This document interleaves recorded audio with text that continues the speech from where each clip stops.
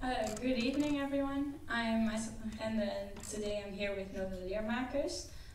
Together with Mark van Almkerk and Jurre van Kuijk, we're students here at the TU. And we decided to do an extra project besides our studies.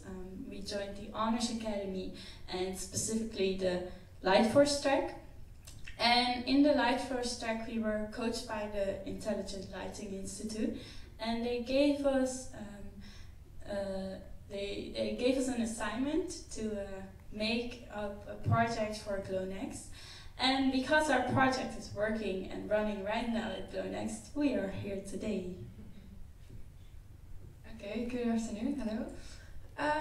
Actually, the whole project started with a lot of light experiments here at the TUE, with shadows, reflection, bioluminescence, the influence of light in the architecture and stuff.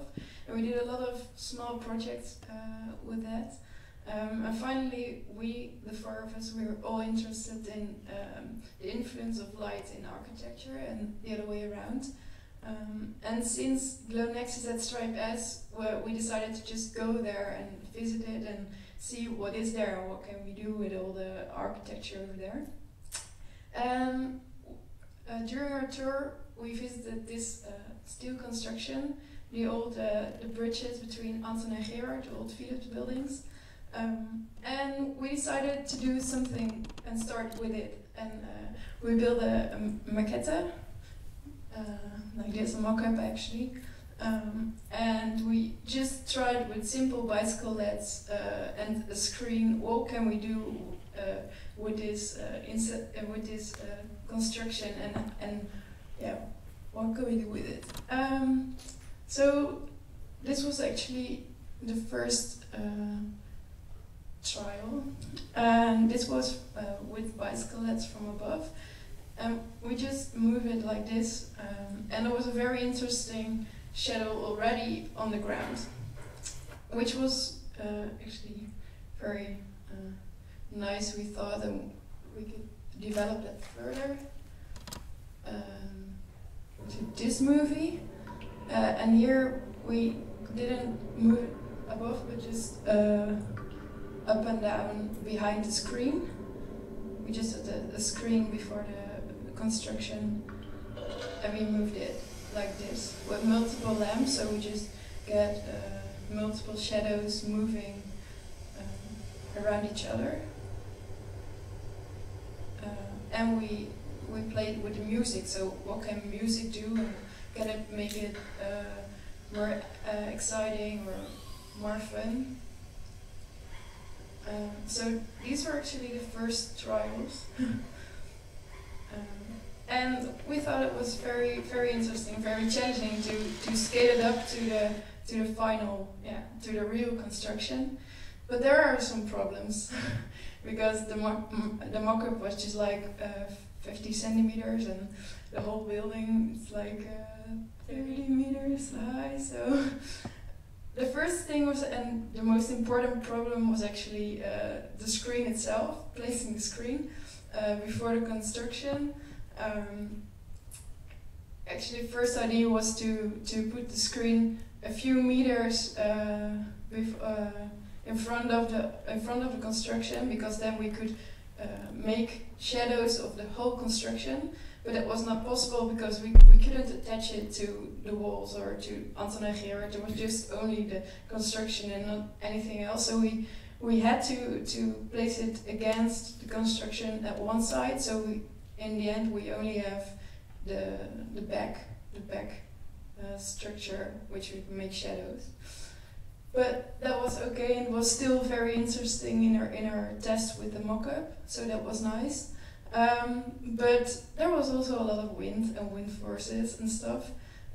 The first idea was also to, as you saw in the movie, the screen covered the whole construction, but actually we had to make it in the first 3 layers because there was too much wind forces, so that was not possible.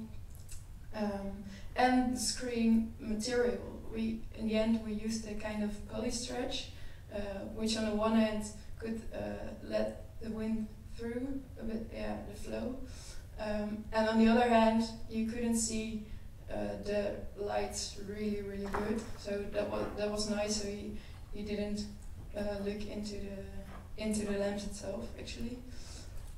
So that was solved, that problem. And then the next step was actually placing the lamps. And also in the first ID, the lamps had to move themselves, so from the left to right and up and down and to the front, and we're back and again back.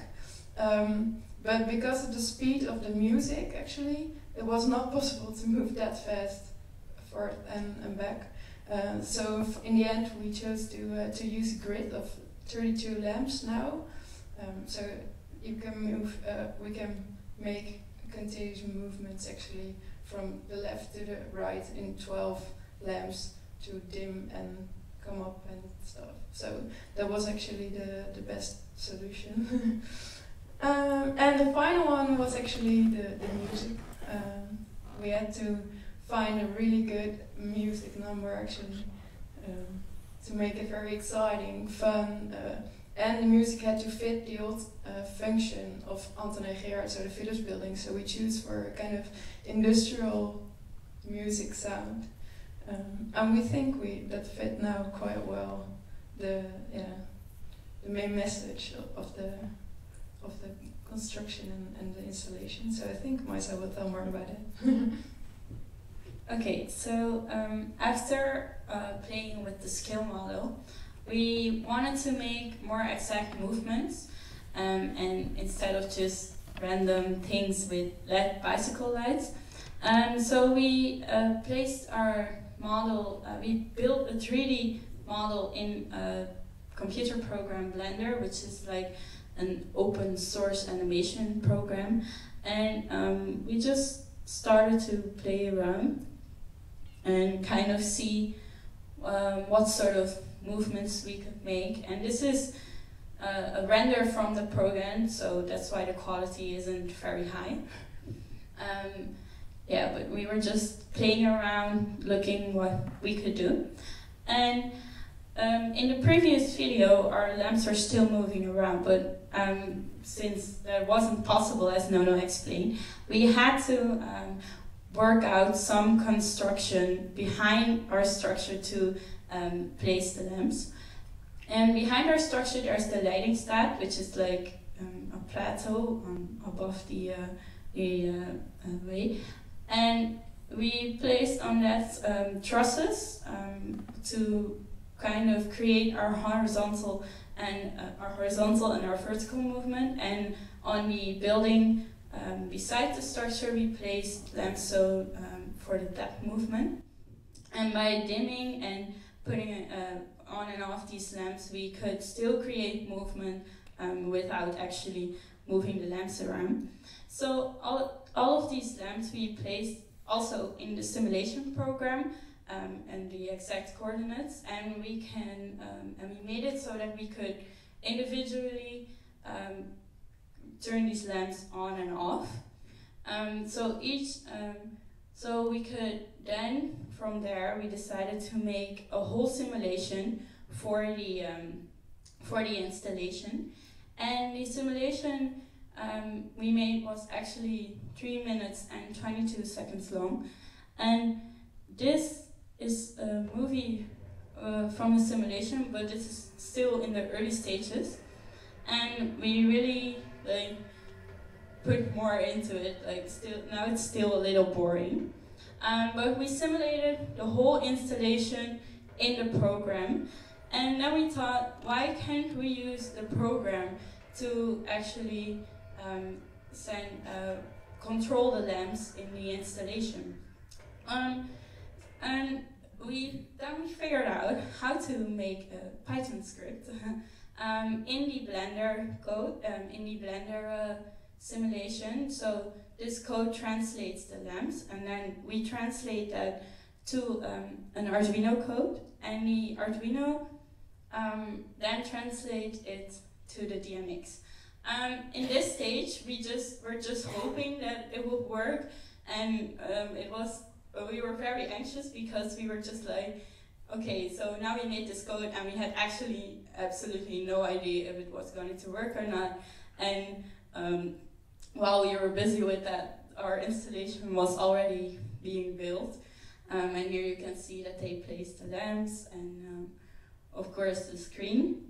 And then when they placed everything and everything was set up, we gave it a try. So we plugged in our very creative DMX shield into our Arduino, and then of course from Blender to the DMX.